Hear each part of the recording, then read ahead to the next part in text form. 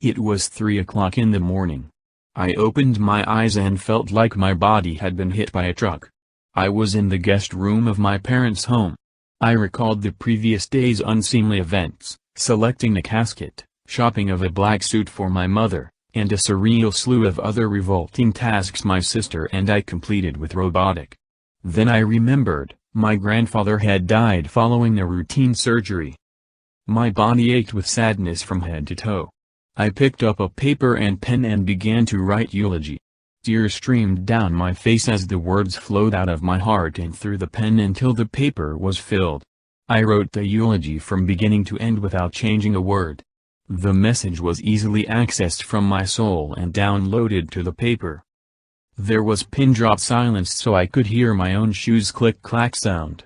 As I recited the eulogy, I heard a somber strength in the timbre of my voice as I looked into the mass of saddened faces. I remember our vacation picnic to Mahim's War. My grandfather was expert in packing the trunk of car. He knew I will take some sports equipment, so he arranged the luggage ensuring there was room for the carom board and the flying disc to play. I could experience that our happiness was the most important for him. He always said yes to playing cards with us. Some people thanked me for capturing his kind side of personality and others thanked me for helping them to acknowledge my grandfather's inspiring nature. For me, the eulogy experience was a critical beginning to my grief process. Since then, I have lost others whom I have loved deeply. Few years ago, I lost my dear friend, Niraj. I can still hear the thunder and feel shivering of the cold weathers. My friend Niraj loves his white-colored Skoda car and has good confidence over his driving skill. That day, he was going alone to bring back his family from Mahabaleshwar. It was hilly area and suddenly he lost the control over car. He fell in the valley and rescue team could find his body after 2/3 days of efforts. Through my personal experiences of love and loss, I learned 3 important life lessons. 1. Life is a gift. Death reminds us that life is precious, temporary and not to be taken for granted or begrudged.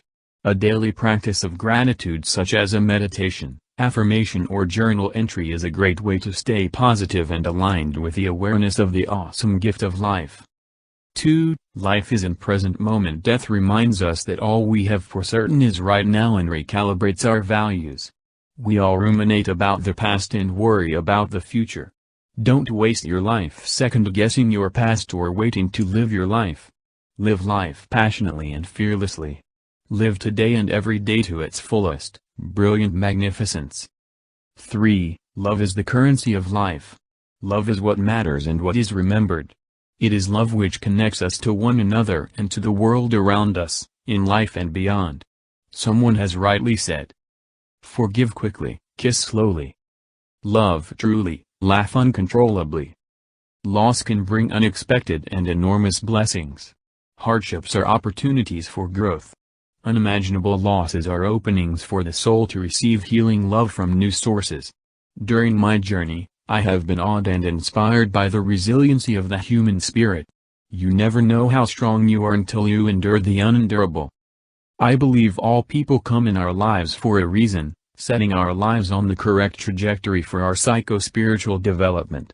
Notice the blessings you have received from your losses and be grateful for the ways those experiences have carved wisdom and depth into your being.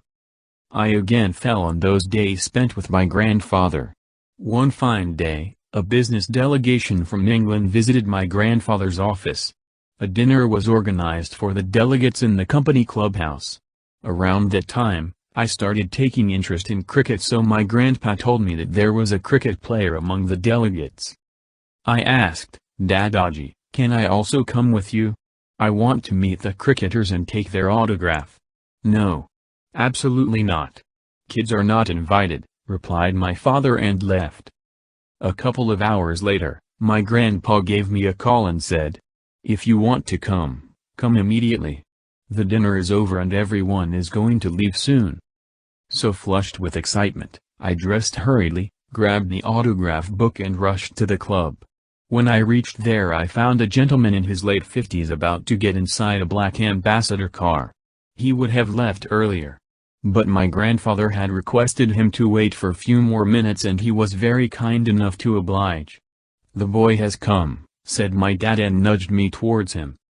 I was awestruck by his glowing fair skin and sparkling light gray eyes. Nervously I shook his hands and held out my autograph book. He asked me in a typical British accent, "Well, young boy, how are you doing?" It was like a bouncer that just went over my head. I could not make head or tail out of what he was saying. I just blinked. I asked him to repeat what he said. "Nothing wrong in it, I didn't understand. Could you please repeat?" Now it was the Englishman who blinked and looked confused. My poor dad. He was highly embarrassed to see my excitement to meet cricketers. He gave sarcastic look and told me, "You have entire life to meet your favorite personalities. First, finish your education and start contributing knowledge, then think about meeting and greeting people." I wonder how different things would have been if I had not met Sir Colin Cowdrey on that day. Yes, the man I had met was Sir Colin Cowdrey. He was one of the best Test players in English cricket history. He scored 7,624 runs with an average of 44.06. His top score was 182 runs. Very few people know that he was born in Owadhi, India. I would always remember my grandfather for giving me an opportunity to meet Sir Colin Cowdrey, who was kind enough to wait for me and indirectly instrumental